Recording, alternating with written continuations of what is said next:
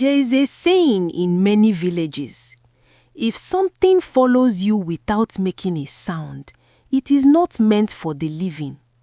But when hunger is loud, when suffering is constant, and when shame becomes your daily companion, you stop asking questions.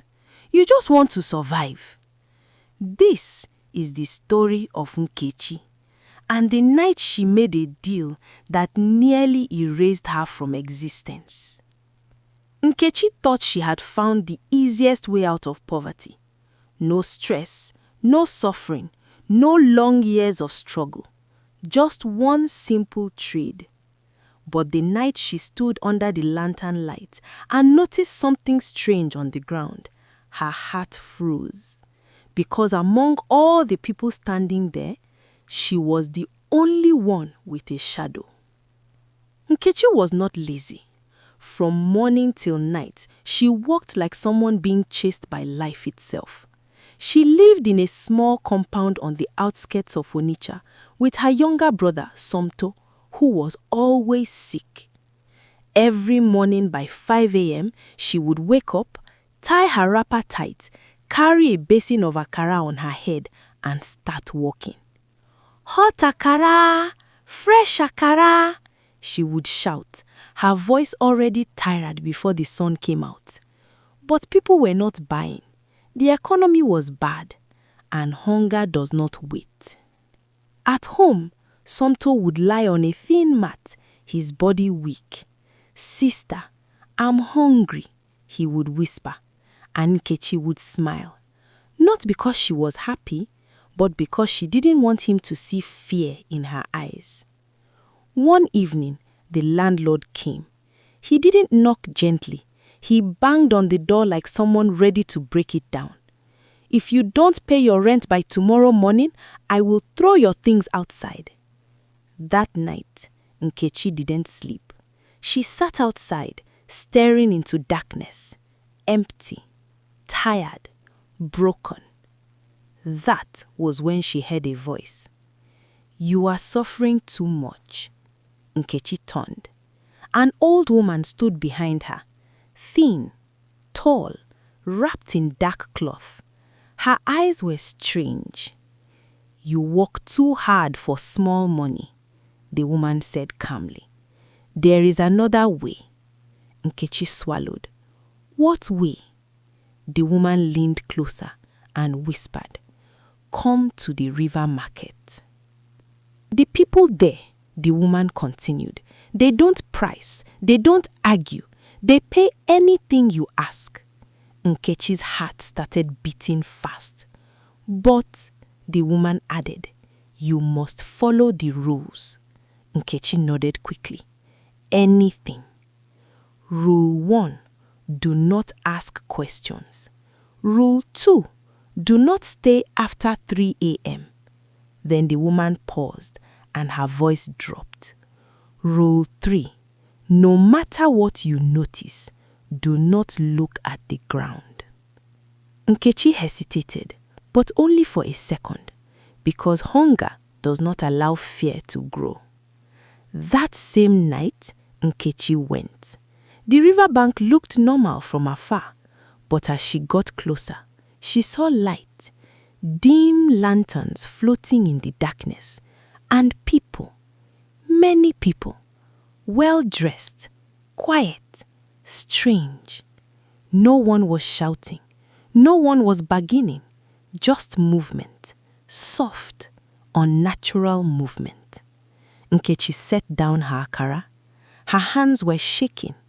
Then her first customer came, a tall man wearing white. "How much?" he asked.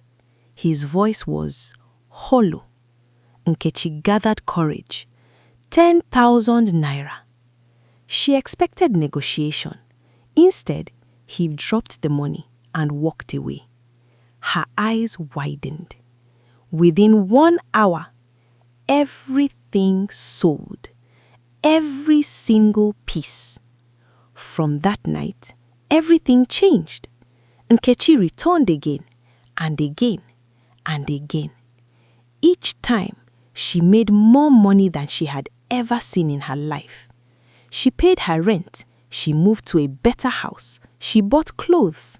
She started living like someone who had suffered enough. But slowly, things began to change. She became tired, not normal tired, a deep, unnatural tiredness. Her reflection looked different. Her skin looked dull. Her eyes looked older. One afternoon, Somto looked at her and asked softly, "Sister, why do you look like an old woman?" She laughed it off, but inside, fear started growing. That night, Nkechi returned again, but something felt different. The air was heavy, the silence louder. As she sold her goods, her hand shook. Then suddenly, a bundle of money slipped and fell right in front of her. She froze. Her heart started racing. The rule: do not look at the ground. But the money was too much. Slowly, carefully, she bent down and looked. Her breath stopped. There were no feet. The man standing in front of her was floating. She turned slightly, looked around. All the customers were not human. Some had no legs. Some had shadows that moved on their own. Some had nothing beneath them. And the ground was not ordinary soil. It was dark, wet, and moving. Then suddenly, everything stopped. All of them turned and looked at her at once. "You looked," a voice echoed, not from outside, but inside her head. Nkechi didn't think. She ran. She ran like her life depended on it, because it did. Behind her, she heard movement, not footsteps, but something worse, gliding. She reached the road, jumped into a bike, and shouted, "Go, go!" She didn't stop until she saw daylight. The next morning, Nkechi went to a native doctor, old, silent, wise. He looked at her once and sighed. "They were not buying your food. They were buying your shadow." Nkechi froze. "Your shadow is your life. Every money you collected, they took a part of you." She touched the ground. Her shadow was faint. "You are disappearing," he said. "There is only one way to stop. You must return everything." That day, Nkechi gathered everything: money, clothes, jewelry. She poured fuel and set it on fire. She cried as it burned because that fire was burning her escape. But slowly, her strength returned. Her shadow returned.